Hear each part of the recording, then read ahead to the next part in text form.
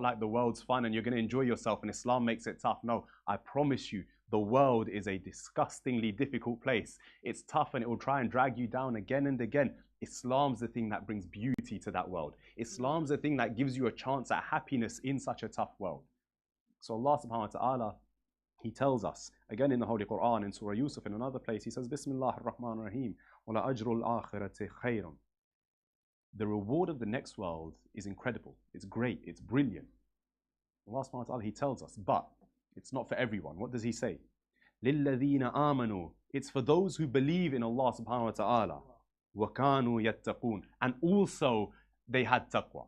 So you see, Iman, faith, knowing that Allah subhanahu wa ta'ala is the one true God and that our Holy Prophet is His messenger and that Imam Ali is His successor, just knowing that isn't enough. You have to have that taqwa. Allah subhanahu wa ta'ala here, the way He's phrased it, He hasn't said that the reward of the hereafter is great for those who believe in Allah subhanahu wa ta'ala because they have taqwa. That's not what He said. He didn't even say those who believe in Allah subhanahu wa ta'ala and have taqwa as though they are the same thing. No, He said, and also they have taqwa, meaning they're two separate things. You can know that Allah subhanahu wa ta'ala is the only one true God and what He says is right and still not follow what He says. You can know that Allah subhanahu wa ta'ala is correct but still not do what He tells you. It's like, for instance, in school. Your teacher will tell you throughout the year, get this piece of work done, get that piece of work done, do this homework and that homework. They'll tell you when to start revising. They'll tell you make a revision plan and do this and that. And you know for a fact, if I listen to them, yeah, I'll get good grades. Yeah, I'll do well. But that doesn't always mean we listen to them. We still sometimes decide, no, you know what? I'm going to have a lazy day or week or month or term. You still decide, you know what? I don't have the energy or I don't have that effort to do that revision or to do that homework, so I'm not going to do it. You know they're right, but you're not listening to them. Why? Because knowing isn't enough. Taqwa is when you feel with every fiber of your body, everything within you, you feel and understand and truly with your heart recognize, you know what? It's not just my head that's saying Allah's right. I know for a fact, I've experienced it, I've understood it. Allah subhanahu wa ta'ala, when He tells me to do something, it's for me. It makes me better. And because I love Allah subhanahu wa ta'ala, because I have that connection and that relationship with Him, I want to do what He tells me to. You see, you get to a point in your life where, and a lot of you guys here are quite young, but for those of you who are older, you'll recognize this, right? When you're a teenager, when you're young, your parents tell you to do something, it can be very, very annoying. Why do I have to do that? Why do I have to go there? Why do I have to, I don't know, take out the bins or do the dishes or clean my room? Why do I have to do that? They all say this. But when your parents get a little bit older and the dynamic changes a bit now where you take care of them, when you start to see your parents get a little bit more ill, a little bit more frail, a little bit more weak, you wait for the moment your parents ask you to do something. If you've ever noticed, for a lot of you guys, you might experience that your mum never does anything for herself. Your mum, when she goes out and buys things, she buys things for you. When you go to get food, she buys food for you, but she never does anything for herself. Genuinely, to this day, I don't know what my mum's favorite food is because she never cooks for herself. She cooks for us. And you realize you get to a point where you want your mum to tell you to do something. You want your dad to tell you to do something so that you have the chance to do it for them. And it's a very odd concept if you haven't reached that point yet. I can only tell you it will come. I can't convince you because you won't be convinced until you experience it. But those of you who are older in the room, you'll know what that feels like. Waiting for them to tell you to do something just so that you have the chance to do something for them. When you have people you really care about in life, you want to do nice things for them. You want to do good things for them. And you realize that throughout life. Taqwa, it follows the same pattern. Allah subhanahu wa ta'ala tells me to do something, I want to do it. It's not a rule that I have to follow, it's something that I want to do. Because Allah subhanahu wa ta'ala, He told me to do it and I love Allah and that's enough for me. That's all I need. But like I say, sheer belief isn't enough. You need to have that taqwa. Because Allah subhanahu wa ta'ala, He knows and He recognizes that in life we'll be tested. Not just by Allah subhanahu wa ta'ala, but by the creation of Allah. Our 10th Imam, Imam Ali Taqi A.S,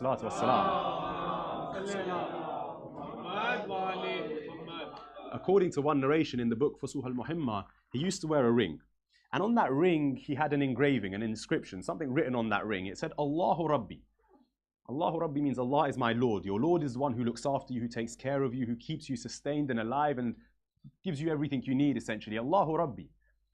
Wa huwa ismatu min khalqihi. And huwa ismati min khalqihi, rather. And He is my protection from the things He created. Because Allah subhanahu wa ta'ala, He created this world with incredible detail and incredible depth, but he also created freedom in this world for us. And that means that this world has had the chance to stand up on its own 2 feet and come at us and come at our faith again and again. And you'll see it around you in the world. You'll see big stances against our faith. In France, it's not allowed to wear the hijab. And I know people who have left France for that very reason, because they can't wear the hijab there. That's a very clear opposition to Islam. If you go across the world, you look at, for instance, in Syria, it's dangerous for a Shia to be a Shia in Syria in certain parts of the country at this point. When you go to places like Israel, it's dangerous to be a Muslim there. You go around the world, there's clear opposition to Islam. But here's the thing. We're not in Israel, we're not in Syria, we're not in France. We're sat here. We're in Reading right now, in London. And it might seem like there's no threat to my religion here. We've all gathered, we're all remembering our Imam, we're all remembering Islam. There's no threat to my religion, but there is. The temptations of this world are unreal and unlike anything that's been faced by the people of the past. You see, it's harder to be a Muslim now than it has been at any point in the past. And I say that genuinely and honestly. The shuhada who give their lives, they give their lives, and it is incredible that they do that. It's unbelievable that they do that. And it's a sacrifice that we might not be able to imagine ourselves making. But I'll tell you one thing. To give your life, a long history has seemed easier than to live a difficult life. When you look at the civil rights movement in America, you'll notice a very clear thing happened there. For as long as the police were beating up all those black guys who were protesting, all the black guys and girls who were there protesting, for as long as the police were beating them and hitting them, they would show up every single day. As soon as the police started arresting them and giving them fines and giving them criminal records, all of a sudden those protests dropped completely. Why? We're ready to take the pain, we're ready to be attacked, we're ready to be hurt. We'll take that, that's fine. But the fines, the criminal records, they're affecting my life now. They're making a difference to how I live. That's a lot harder. It's not easy to be a Muslim in today's day and age. No, there's temptations unlike anything that's been faced before. And things will tempt you. They'll come at you again and again and again. Whether it's girls and relationships that you shouldn't be in, whether it's videos and things that you're watching online that you shouldn't be in the dark corners of the internet or Twitter or Reddit or wherever it is, whether it's music or drugs or lying or gossiping, whatever it is, it's haram and it's a temptation that's pulling you away from your Lord. And we have to make sure that when those temptations come at us, we're ready to face them. We have to make sure that when those temptations come our way, we're ready to battle against them. The reason that the shuhada and those who give their lives have such a great status, the reason that they are so high and mighty, isn't because they gave their lives, no. They gave their lives because they lived a life in the path of Islam. They lived their life in the way of Allah subhanahu wa ta'ala. That's why they were chosen to give their lives. That's why they became shuhada. That's why they were able to give their lives. If you don't live your life for the path of Allah subhanahu wa ta'ala, there's no chance that you're going to give it up completely. The sacrifices we make, these are the ones that we're being asked of. No one's telling you to give your life. No one's telling you to go fight in a battlefield. No, there's no war like that here. The sacrifice that we have to make is when Allah subhanahu wa ta'ala tells you, look, I know you're going to want to listen to music, but I'm telling you that music's haram and it's bad for you. You quit the music. That sacrifice is when Allah subhanahu wa ta'ala is telling you, look, that relationship that you're in, you're not meant to be in that relationship. It's not good for you. You realize and you decide, I'm not going to do it. And look, temptations are normal. They happen. It's a fact and a reality of life. You'll see all these things and you'll want to do them. You'll have crushes in life growing up. That's normal. You'll be tempted by all your mates who are smoking, doing drugs, whatever it is. That's normal. Music, it's all around you. You'll hear it. It sounds good. That's normal. The difference is what you do. How much control do you have over yourself and over your own life? That's the difference you have to understand and recognize. Temptations, they'll be there. They're not going anywhere. And it's normal, right? We're built to be feeding into those temptations, but we're also built to control ourselves. And that's the key. Taqwa is what helps you with that. Like I said, knowing it's not enough. When those temptations come your way, that's when you need taqwa. That's when you need a relationship and a connection with your Lord, with Allah subhanahu wa ta'ala, because that's the thing that will keep you going when everything else is dragging you away. I was speaking to somebody just this week actually who said that they don't feel their connection in namaz anymore. They don't feel that spirituality with Allah subhanahu wa ta'ala. I said to them, I was like, so what? Are you going to stop praying? They were like, well, no, I'm not going to stop praying. I have to pray. And I was like, that's your answer right there. Namaz, it's not about some great connection that we have with Allah subhanahu wa ta'ala, no. Namaz isn't about feeling all spiritual and all high and all fluffy, no. Namaz, that's not what that's about. If you feel that, that's great. You know what namaz is about? Namaz is about the commitment. Namaz is about showing up every single day, 5 times a day. Amir al-Mu'mineen Imam Ali ibn Abi Talib alayhi salatu wassalam. He tells us, and this could be useful for a lot of you. He says that if in life you feel like you don't have the energy to read namaz, if you don't feel like your iman's at a high and you don't want to read namaz, and it happens to everyone. If you don't feel like reading namaz, then stand up on the musalla and just do the bare bones minimum. Forget all the extras that you do, just the bare minimum of salah, just do that much, but make sure you read your namaz. You know what? Only the first Allahu Akbar, Takbiratul Ihram is wajib. I'm just going to do that one takbir, Allahu Akbar. I'm not going to say Allahu Akbar for the rest of the namaz. I'm just going to go up and down as I'm meant to. Qunut, that's not wajib. I won't do that. For my surah, I'll recite Surah Kawthar, the smallest surah there is. Tasbihat al-Arba in the 3rd and 4th rakat, instead of reciting it 3 times, I'll recite it once. I'll get rid of all of the things that aren't wajib. Just the bare bones minimum that I have to read for my namaz to be accepted. Imam Ali saying this, not me. Imam Ali saying, just do that much. But show up and read your namaz every day. Why? Because it's about commitment. It's about being dedicated to it. You see, Islam is there to make your life better. But it's not just about that big spirituality and that big connection. It's also about that commitment and that dedication, but they go hand in hand. If you have that love and that connection with Allah subhanahu wa ta'ala, you'll be more dedicated, you'll be more motivated. And you know what? When your dedication, your iman levels fall, that relationship you have with Allah subhanahu wa ta'ala, that'll motivate you to do better. That'll motivate you to keep up. And we need to. Allah subhanahu wa ta'ala, He tells you, the only way you're going to be able to have taqwa, the only way you're going to be able to have that relationship with me is through a wasila. It's through a means. You've got to find a way to get closer to Allah, to understand Him more, to recognize Him more. And Allah subhanahu wa ta'ala, He tells us Himself how to do that. He says in the Holy Quran in Surah Nur, Bismillah ar-Rahman ar-Rahim, وَمَنْ يَتَعَ اللَّهُ وَرَسُولُهُ وَيَتَّقْهِ فَأُولَٰئِكَ هُمُ الْفَائِزُونَ. He's telling us about those who are victorious, how to achieve victory in life.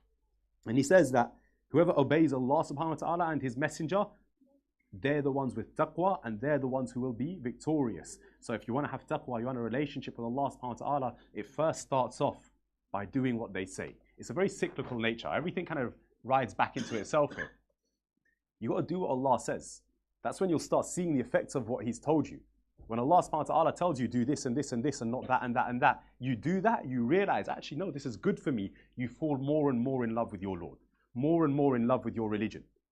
That's the first step. Obey Allah subhanahu wa ta'ala. Obey His holy prophet, and it's not just about obeying them, but there's more to that. Allah subhanahu wa ta'ala in Surah Al Imran, He tells us, Bismillah ar-Rahman ar-Rahim, قُلْ إِن كُنْتُمْ تُحِبُّونَ اللَّهَ فَاتَّبِعُونِي يُحْبِبْكُمُ اللَّهِ. If you love Allah, then follow me. Allah subhanahu wa ta'ala is telling the holy prophet to tell this to the people. Qul, say, if you love Allah subhanahu wa ta'ala, then follow me, and Allah will love you. See, the answer to how we get closer to Allah subhanahu wa ta'ala is in our holy prophet's life. It's in the lives of our A'immah, in the lives of our holy personalities. If you listen to them, if you follow them, if you build a relationship and a connection with them, then you'll find, you know what? You have that connection with Allah subhanahu wa ta'ala as well. Then you'll find you have that connection with your Lord as well. Why? Because they lived their lives entirely for Allah. Everything they had and everything they did was for their Lord, was for Allah subhanahu wa ta'ala. So if you live your life with a connection to them, they will drag you up to Allah subhanahu wa ta'ala. They will pull you with them, whether you want to go there or not, whether you want to be religious or not. If you live your life with a connection to the Ahlul Bayt in your heart, you won't have any choice, because your love for them will mean you have to love Allah subhanahu wa ta'ala. Your love for them will take you to Allah subhanahu wa ta'ala itself automatically, and there's nothing that you will be able to change about that, because love is that kind of emotion that it takes over everything. When love gets in the way, nothing else matters. Everything else falls apart. Nothing else can stop you when love gets in the way. So that love you have with the Ahlul Bayt will become love for Allah subhanahu wa ta'ala. And that love for Allah subhanahu wa ta'ala will take you to a point where you're able to love your life and enjoy it. Those dark days and those difficult days and those tough thoughts at night when you're lying awake in your room, they all go away when you have that love for Allah subhanahu wa ta'ala. They all go away when you have that peace in your heart. Allah subhanahu wa ta'ala, He tells us again and again in the Holy Quran that the wasila, the way to reach Him, is through the Prophet and the Prophet's family. Allah subhanahu wa ta'ala tells us to go to the Prophet tells us to go to his family. That's how it works. Yesterday was the day of Friday, it was the day of Jum'ah. For those of you who are able to make it to Jum'ah Salah, you would have recited in Surah Jumu'ah, the very first two verses, Bismillah ar-Rahman ar-Rahim, يُسَبِّحُ لِلَّهِ مَا فِي السَّمَاوَاتِ وَمَا فِي الْأَرْضِ الْمَلِكِ الْقُدُّوسِ الْعَزِيزِ الْحَكِيمِ هُوَ الَّذِي بَعْثَ فِي الْأُمِّيِّينَ رَسُولًا مِّنْهُمْ يَتْلُو عَلَيْهِمْ آيَاتِهِ وَيُزَكِّيهِمْ وَيُعَلِّمُهُمُ الْكِتَابَ وَالْحِكْمَةَ. Allah subhanahu wa ta'ala, He's telling us in the Holy Quran, in Surah Jumu'ah, يُسَبِّحُ لِلَّهِ مَا فِي السَّمَاوَاتِ وَمَا فِي الْأَرْضِ الْمَلِكِ الْقُدُّوسِ الْعَزِيزِ الْحَكِيمِ. Everything that's in creation, be it in the heavens, be it on the earth, be it in any of the planets or universes that Allah subhanahu wa ta'ala has created, everything is remembering Allah. Everything is doing tasbih, dhikr of Allah subhanahu wa ta'ala, remembering Allah subhanahu wa ta'ala. And then He tells us who He is, Al-Malik, Al-Quddus, Al-Aziz, Al-Hakim. He's the King, He's the all-powerful, He's the great. Then He carries on. He's still introducing Himself. هو الذي بعث في الأميين رسولا منهم يتلو عليهم آياته ويزكيهم ويعلمهم الكتاب والحكمة وإن كانوا من قبل لفي ضلال مبين. He carries on, and what does He say? He's introducing Himself here, right? He's saying what? He's the one who sent you a prophet from amongst you. Allah subhanahu wa ta'ala, He's already introduced Himself, Al-Malik, Al-Quddus, Al-Aziz, Al-Hakim, His titles. Here, why does He continue to introduce Himself? He's mentioned the prophet, but He's not talking about the prophet, He's talking about Himself. Huwalladhi, He's the one who sent you a prophet. It was Allah who did that. Why? Because we recognize the prophet. The people recognize the prophet. That's somebody in front of them. That's somebody they can see. When they see the prophet, they're able to relate back to Allah subhanahu wa ta'ala. Allah subhanahu wa ta'ala, He introduces us to Himself through the prophet. That's wasila. That's using something you have and something you know to get closer to Allah. And then He tells us what the prophet's job is. وَالَّذِي بَعْثَ فِي الْأُمِّيِّينَ رَسُولًا مِّنْهُمْ يَتْلُو عَلَيْهِ آيَاتِهِ so that He can teach you the signs of Allah. He can help you recognize Him. وَيُزَكِّيهِمْ, and He does what? He purifies you. And we look at that, وَيُزَكِّيهِمْ, He purifies you. Allah subhanahu wa ta'ala, He tells us that that also is getting closer to Him. How? He tells us in one place in the Holy Quran, Bismillah ar-Rahman ar-Rahim, أَفَلَا تَتَذَكَّرُونَ. Allah subhanahu wa ta'ala, He's telling us the successful people in life are the ones who purify themselves. You find yourself going astray, you find yourself doing something you shouldn't, purify yourself. Stop, think to yourself, no, I'm going to get rid of that habit. That bad thing that I do, I'm going to stop that. That's purifying yourself. He says that the successful ones are the ones who purify themselves. And then He says what? قَدْ أَفْلَحَ الْمُؤْمِنُونَ. The believers are the ones who, Allah subhanahu wa ta'ala says, are successful. Iman is what takes us to success. Iman and taqwa go hand in hand, like we said at the start. When you have both of them, you have that success. Allah subhanahu wa ta'ala, He's telling us, purification is the way to reach Him. And He's telling us the Prophet's job is to purify us. وَيُعَلِّمُهُمُ الْكِتَابَ, and this is one of the most important things. And He teaches us about the Quran. You want the answers to life? Go look at the Holy Quran. It's all written in there. This isn't just some book from 1400 years ago. There are so many answers to so many questions. You look and read at the Quran and you actually think about what's in there, you'll find your mind blown with every verse you read and go over. You'll start to link things together, be like, oh, this verse relates to that which was said in that surah. This thing in this surah is relating to what's said there. I start to recognize different things about the whole world around me, how it works and how it doesn't work, what is good and what is bad, what I do and what I don't do, how I am as a person. I can learn all that in the Quran. All I have to do is open it and read it. Recite aloud salawat ala Muhammad wa ala Mu'ajjil faraj. Is that clock right? Yeah. Feels like it's been 9:05 for about 10 minutes now. Allah subhanahu wa ta'ala, He's told us in the Holy Quran how to reach Him. The best pathway we can take is through the Holy Prophet. But see, it's like a network. It's like a tree, right? The branch is Allah subhanahu wa ta'ala. That's what we're getting right at the top. But when you go down and you look at a tree, you'll see that the way a tree's roots work are, they're entrenched in the ground, but not just that. They spread out. Each root has a bunch of roots that come off of it. They all connect together. Allah subhanahu wa ta'ala, if He is the branches, then the trunk is our Holy Prophet. We get to Allah subhanahu wa ta'ala through the Holy Prophet, and the Holy Prophet has set in this world a network of those roots that we can lead to. It starts with the Ahlul Bayt, it starts with the Imams. The Imams then sent out networks of scholars. The scholars then built out networks of people who have faith themselves. Those people who have faith themselves then sent out networks of their own students. You see, if we want to reach Allah subhanahu wa ta'ala, there's a pathway we go up. There's a pathway we follow. You go around those people in your life who take you closer to Allah subhanahu wa ta'ala. From there, you reach the scholars. From the scholars, you reach the Imams. From the Imams, you reach the Prophet. And from the Prophet, you reach Allah subhanahu wa ta'ala. I won't take up too much more time, but one of the things that Allah subhanahu wa ta'ala tells us about taqwa, one of the things that He tells us, and it's littered throughout the Holy Quran, different ways, maybe littered is not the right word, but it's dotted around, sprinkled throughout the Holy Quran, how to get taqwa, how to get closer to your Lord, how to get closer to Allah subhanahu wa ta'ala. Amongst those is one. And it's an example of the Imam who we are remembering today, Imam Muhammad Taqi A.S. Allah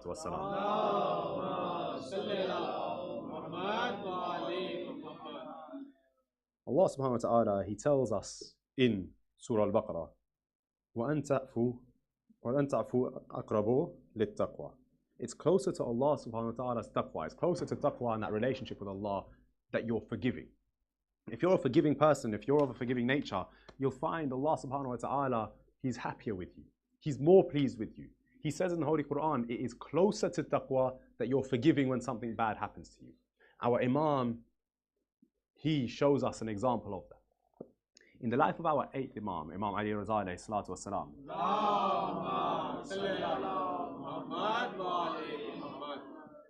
there was a man who used to insult the Imam a lot. Constantly insulting the Imam, constantly insulting the Imam, every chance he gets. And we see this again and again throughout history. They used to insult our Imam. This man insults Imam Ali Raza alayhi salatu wasalam a lot. And our 9th Imam, Imam Muhammad Taqi, he can see this. He sees this man constantly insulting his father. Now that, it hurts. You see someone insult your father, it's one of the greatest pains, one of the things that makes you more angry than anything else. Someone insults your father and they genuinely mean it, right? I'm not talking about jokes that run in school. I'm talking about someone really and truly. They insult your father, nothing makes you more angry. The only thing that might make you more angry than that is if they insult your mother. This man, he's constantly insulting Imam Ali Raza. Imam Muhammad Taqi can see this. When Imam Ali Raza alayhi salam passes away, he begins insulting Imam Muhammad Taqi. Constantly insulting him, constantly berating him. And the worst bit is, this man is related to both Imams. This man is related quite closely to both Imams. So there comes a time where Imam Muhammad Taqi, he receives a sum of money. He receives this sum of money and he calls all his family, including this guy who's constantly insulting the Imams. And he divides the money up between all of the people there, all of his family. His companions, they said to him, Ya Imam, we get why you gave money to all your family. Why did you give it to him? This guy spent his whole life insulting you and your dad. Why did you give him money as well? The Imam said, look, it's my duty. I have to. I don't have a choice. I'm the Imam. I have to act fairly. It doesn't matter if he's nice to me or not. I have to act fairly towards him. So I gave him money as well. When the man hears that this is how the Imam's treated him, he's treated him justly and fairly, he's kind of taken aback. He stops and he thinks, and it forces him to think in that moment, maybe they're not so bad after all. Maybe they're not how I thought they were. Maybe I was actually wrong. He begins to get more and more upset. The more he thinks about it, the more it upsets him. And he comes to the Imam eventually, and he says to him, Ya Imam, I'm sorry, I was wrong. All those years insulting you and your dad in front of everyone, constantly, I apologize. Would you forgive me? And the Imam looks at him and he smiles and he says, of course I'll forgive you. You're my family. The Imam teaches us the value of forgiveness, the importance of forgiveness. When we embody these attributes of our Imams, we embody the spirit of taqwa.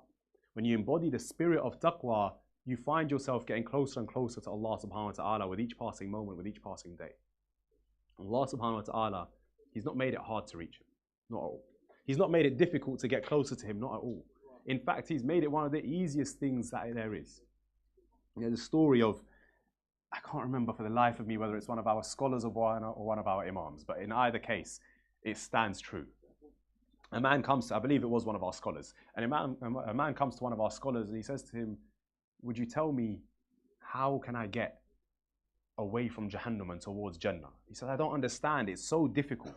There's so many things to do. How can I stay away from Jahannam and go towards Jannah? And the scholar, he starts laughing. He looks at me and says, you don't understand how it's possible that we can avoid Jahannam, how it's possible that we can avoid hell. The man says, yeah, I don't get it. I don't understand. It's so difficult. The scholar laughs and he looks at me and goes, I don't understand how anybody ends up in hell. I don't understand, with the mercy and the love that Allah subhanahu wa ta'ala has given us, with the chances that He gives us again and again, I don't understand how it's possible. I don't understand how bad you could possibly be that you end up in hell. It's so much easier to be on the good side of Allah than it is to be on the bad side.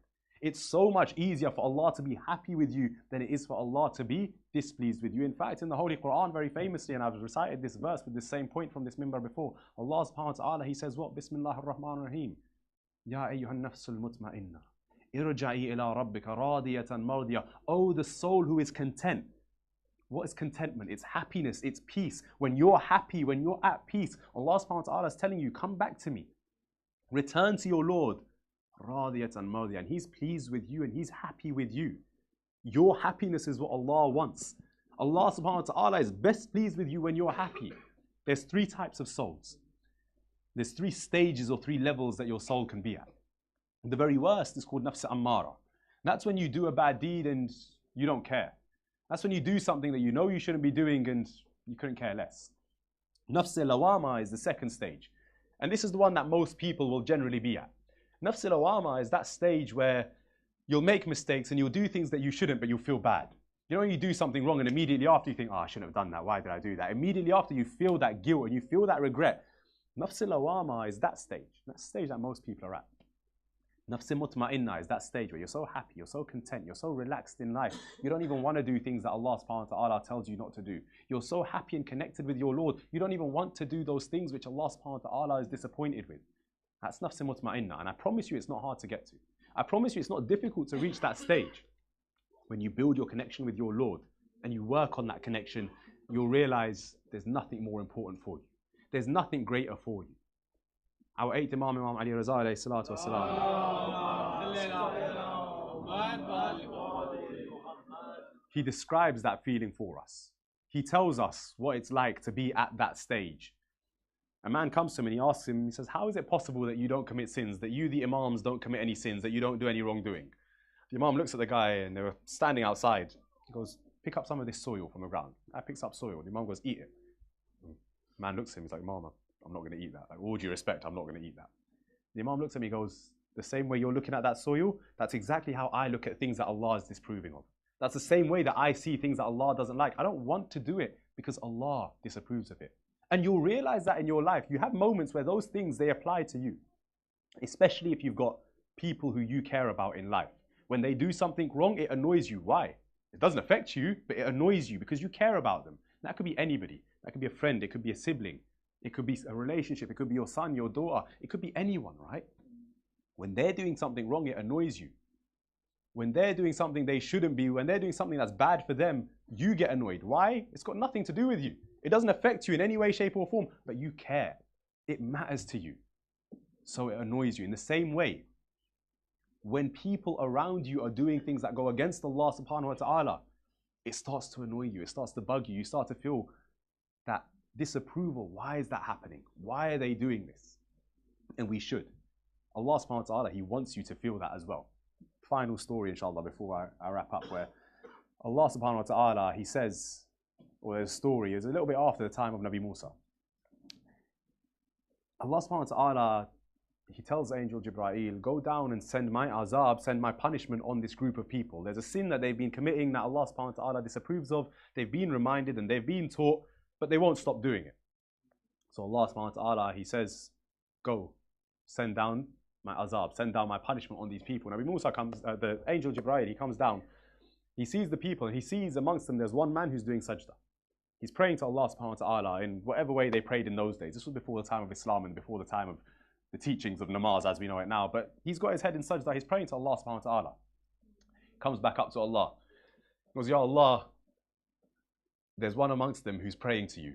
Should I take him out? Should I save him before I send down your punishment? Allah subhanahu wa ta'ala, He looks at him, and this is the tradition. Allah subhanahu wa ta'ala, whenever He sends down His punishment on a group of people, before He sends down His punishment, He saves the good ones. With the story of Nabi Nuh, what did Allah subhanahu wa ta'ala do to save the good people? Somebody help me? He built an ark, He built a big boat. I know you all know the story. With the story of Nabi Musa, does anybody know what Allah subhanahu wa ta'ala did to save the good people in the story of Nabi Musa? He split the Red Sea. All the good people walk through. The armies that follow them, the sea closes on them. They all drown. Allah subhanahu wa ta'ala, He saves the good ones. Allah subhanahu wa ta'ala, He's asked by Angel Jibreel, should I save that guy? He's doing sajda. The story of this guy was that he saw everybody doing these sins and he saw all of this going on around him and he decided, you know what? I will have no part in any of that. I'm going to lock myself in my room, in my house, and I'm going to live alone. I'm not going to engage with the society. I'm not going to engage with people around me. I'm just going to do my thing. I'm going to pray to Allah, and that's all I'm going to do. Allah subhanahu wa ta'ala, when Jibreel asked him, should I save him first? He doesn't say to save him, no. What he says is quite the opposite. And what he says is quite scary if you think about it. And it's quite stark when you realize what it is. Allah subhanahu wa ta'ala, he says, Bihi tabda. What that means is the punishment, my azab. He doesn't just say don't save him. He says it starts with that guy.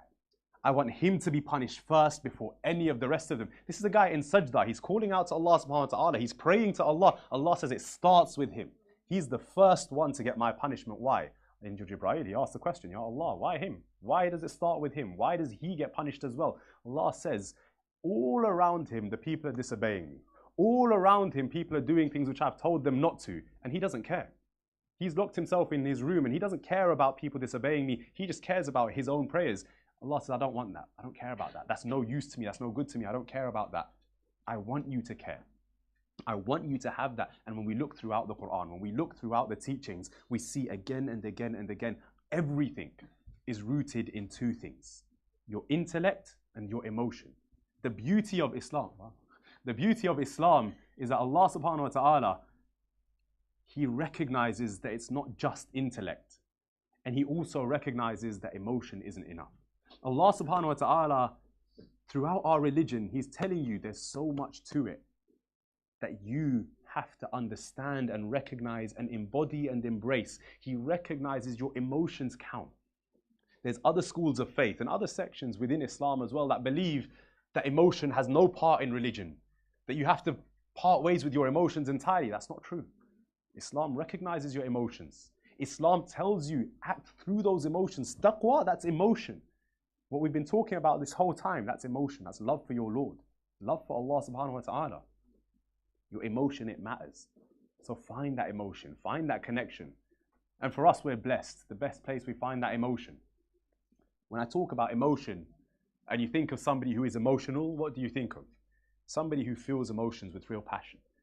And the emotion that comes to mind first is tears. The fact that we can cry over Karbala, that in itself is our drive towards emotion. You need to be emotional to cry over what happened to Imam Hussein alayhi salam.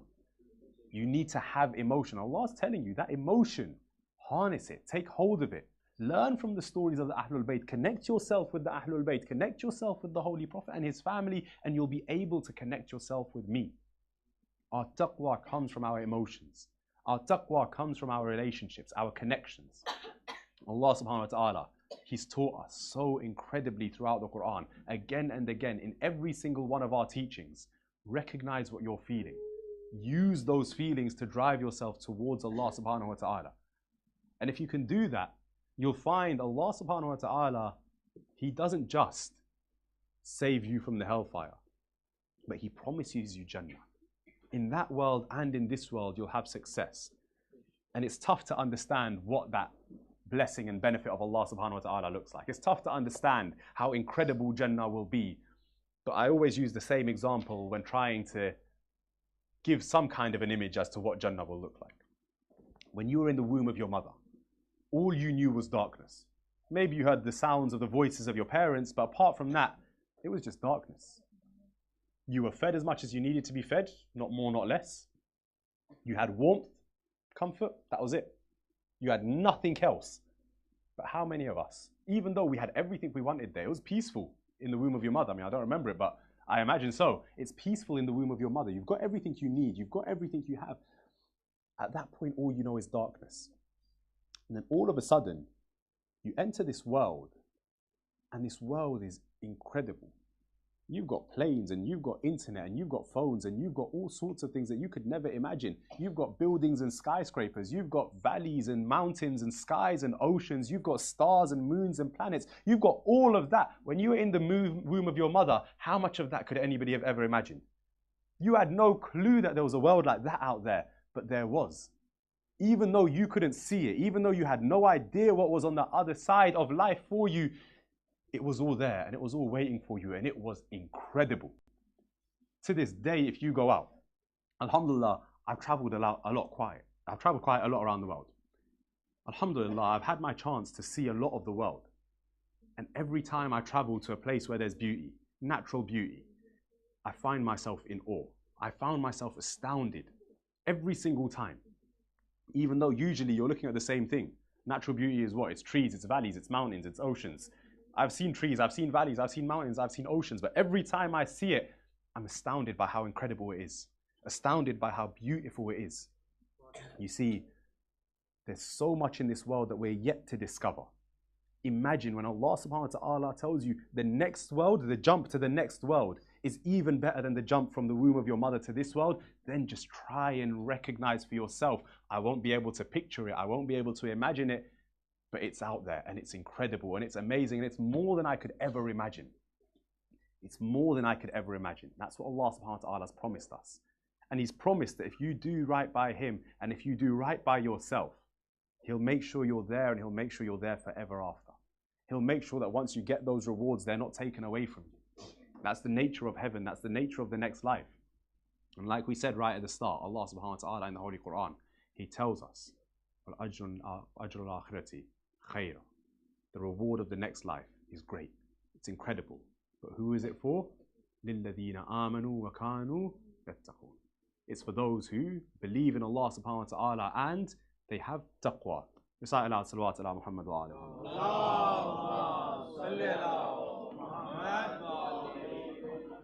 وعجل فرجهم. Taqwa takes us closer to Allah subhanahu wa ta'ala. Taqwa, it saves us from the perils and the troubles of this world. And it's a tough world, like I said earlier. It's difficult. But Islam gives beauty to it. You follow the words of Allah subhanahu wa ta'ala. I promise you, it might seem difficult at first. Waking up for Fajr in this cold winter, it might seem difficult at first. You make a habit of it, you'll get to a point where when you're late for namaz, you start to wonder, you're looking at your watch, you're looking at your wrist constantly, you're looking at the time constantly. When can I pray? When am I going to get a chance to pray? When will I be able to stop and pray? You get to a point like that. And it's not far off. You make a habit of prayer, that's what happens. You fall in love with that prayer to the point where if you haven't prayed and time prayers come, you're waiting for the moment you get to pray. You find that those things which seemed so tempting before, now all of a sudden, they're not only tempting, they feel disgusting to you. You see other people doing them and you think to yourself, I don't want to see that, I don't want you doing that. People you care about do that, you start seeing them in a different light. That's what happens when you fall in love with your faith. And I promise you it's not difficult. It starts with following the faith. It starts with listening to what Allah subhanahu wa ta'ala tells you to do. He tells you to pray 5 times a day, pray 5 times a day. He tells you, Ud'uni, call out to me, ask me for things. Call out to Allah subhanahu wa ta'ala, ask Him for things. He will respond. That's tajib lakum. He says it, He will respond. Allah subhanahu wa ta'ala tells you, read du'as. He tells you, go learn. Do what Allah subhanahu wa ta'ala tells you. There's a reason that there's such beauty in our faith. And it's because that's the way Allah subhanahu wa ta'ala designed it. And these months that are coming up, Rajab, Shaban, Ramadan, 3 of the most blessed months in the Islamic calendar. Amongst those in Ramadan, we feel it the most. In Ramadan, there's a sense of longing. I'm waiting for Ramadan to come. Something changes in Ramadan. The feeling, the atmosphere, it changes. Why? Because all of a sudden, it's not because the air changes, it's not because something about the world has changed, no. It's your life. Everything you do now is focused around Islam. While you're fasting, you're avoiding doing other things that are haram because it'll make your fast worthless if you don't. All of a sudden, you're living a religious life. Now tell me, how many of us are there that hate Ramadan? You think Islam makes life tough? Go look at that 1 month out of the holy calendar. A month that we look forward to, even though you're tired, even though you're hungry, even though you're thirsty, even though your breath smells, whatever it is, you still look forward to that 1 month because you're living a religious life. That's where peace comes from. You want to see the proof, go look at that 1 month. There's happiness and contentment in the month of Ramadan because you're living an Islamic life. And how long does it take you to get into that mode? How long does it take you? The first day you're focused on being hungry. The second day you're focused on being tired. After that your body's adjusted, you're ready for the rest of the month. Allah subhanahu wa ta'ala, He's not made it difficult at all. It's so simple, it's so easy. And every single year He's given us that reminder in the holy month of Ramadan. But these months, Rajab, Sha'ban, these are the build-up. These months are the moments we get to prepare ourselves for that. Allah subhanahu wa ta'ala, He's given us these moments so that we're ready for Ramadan. Don't try and just flick a switch and be religious all of a sudden. No, build yourself up to it, work up to it. You have habits you need to drop, start dropping them slowly now so that it's easier in that month. You have things that you want to improve, start them now. Recite 1 dua after salah. Or start looking at the meaning of the du'as that we recite. Islam is constantly asking you to improve. It's constantly asking you to take the next step up, because there's always another step up. It's not difficult, we just have to do it.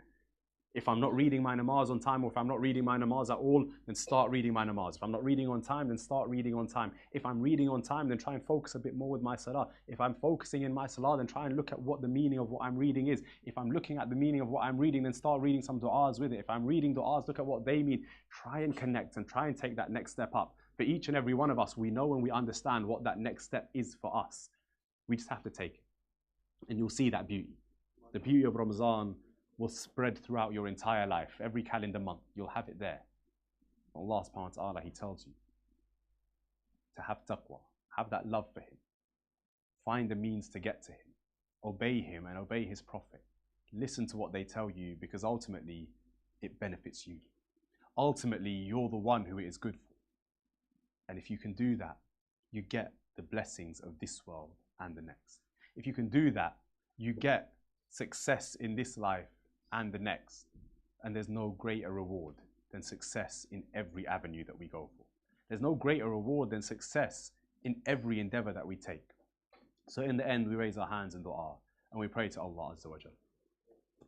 Oh Allah, for all those mu'mineen around the world struggling with ill health, grant them complete shifa. Oh Allah, for all those mu'mineen around the world who are struggling with their hajat, oh Allah, grant their du'as. Oh Allah, for all those mu'mineen who have left this world, raise their ranks in Jannah.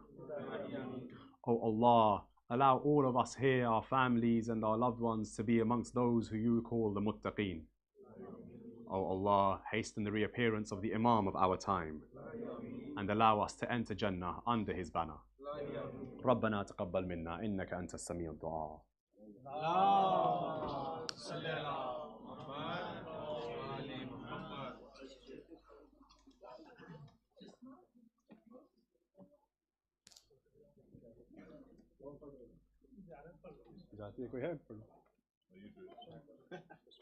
متوجه زيارة. السلام عليك يا ابن رسول الله، السلام عليك يا أبا عبد الله، السلام عليك يا ابن رسول الله، السلام عليك يا جدك وأبيك وأمك وأخيك وتسة المعصومين من بنيك ورحمة الله وبركاته. السلام عليك يا غريب الغرباء، السلام عليك يا معين الضعفاء والفقراء، السلام عليك يا شمس الشموس، يا أيها المدفون بأرزتوس ورحمة الله وبركاته. السلام عليك يا صاحب العصر والزمان، سيدي الأمان الأمان الأمان من فتنة الزمان وشر الشيطان. السلام عليك يا شريك القرآن، السلام عليك يا إمام الإنس والجان، عجل الله تعالى